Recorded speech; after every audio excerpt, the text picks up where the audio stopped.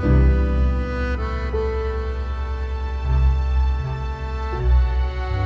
527 ready for departure. Good evening, ladies and gentlemen. Welcome aboard. Once you have located your seat, we ask you that you please step out of the aisle. Flight 527 ready for departure. Roger, 527 maintaining 4,000 runway 8 kilo holding.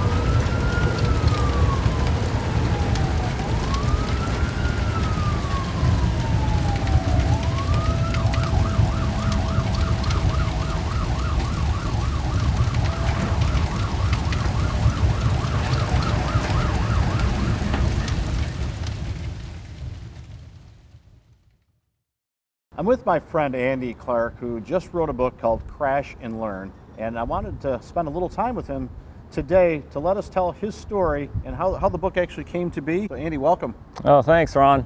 Yeah, I'm Andy Clark. We're here at our hangar facility at the Daytona Beach International Airport, and this is the location where 11 years ago my father and I took off in a twin-engine Aero Commander, and then unfortunately crash landed back here at Daytona. We had both our engines failed, and we didn't make it back to the runway, and my father died in the crash, and I was lucky enough to survive and have a miraculous recovery. So the book talks about that plane crash, but it also talks about surviving the Great Recession that we had in 2009, because we have a family business also. It's all aboard self-storage, where we have self-storage facilities, and we have this hangar complex at the airport. I understand that your father was in declining health. Oh yes, right, yes. It was really unfortunate. He maybe had 6 months left to live at the most, and he was really declining. He had a chronic liver failure, but he loved to fly. I mean, that was something that he and I did together. It was our main hobby, and we were also business partners in our family business.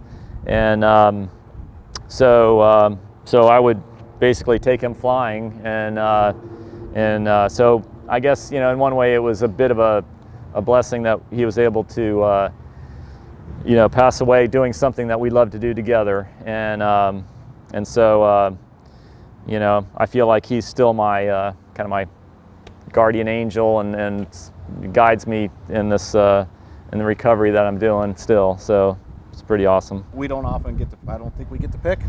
Yeah, you never know. You never know when things can change in an instant, and it's crazy. So this all happened at a time, for your family, you have this tragedy, and then running alongside of that, we have the biggest financial crisis of our lifetime. What was it like managing those two extremely different pain points? Yeah, well, I guess I had, my attitude helped me a lot. It was basically I needed to get well again, and then that my health became more important than the business. But once I got better and got home from the hospital, we had to do some crazy loan workouts with banks that worked with us, and it was like a whole 6-year period of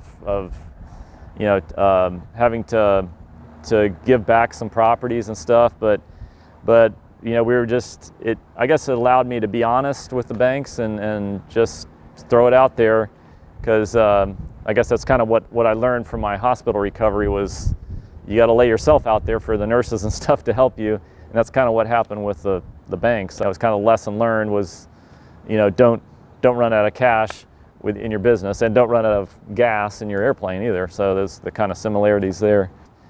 My last loans didn't get modified till 2016, so that's actually a 7-year period. Wow. So it's crazy.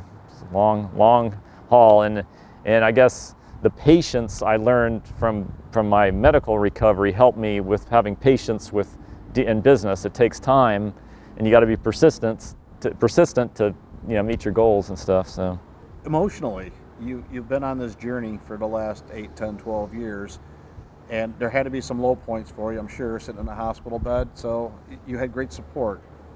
That's from right. your wife. Let's talk about that for a minute, because that's a big piece of this puzzle. Yeah, that's for sure. I mean, Molly is my wife, and we've been married since 1993, and we were together for like 6 years before that. So 35 years we've been together, and yeah, I was so lucky to have her, because in my hospital room here at Halifax, there was another guy that was in a motorcycle wreck, and he had an injured leg, but he'd been in the hospital. He'd been in. We were at the Ormond rehab location after Halifax, but he'd been there 9 months because he didn't have anybody to go home to. And they won't just let you out of the hospital if you live alone, unless you have somebody to help you shop for groceries or clean your house or bathe you, whatever you need at home.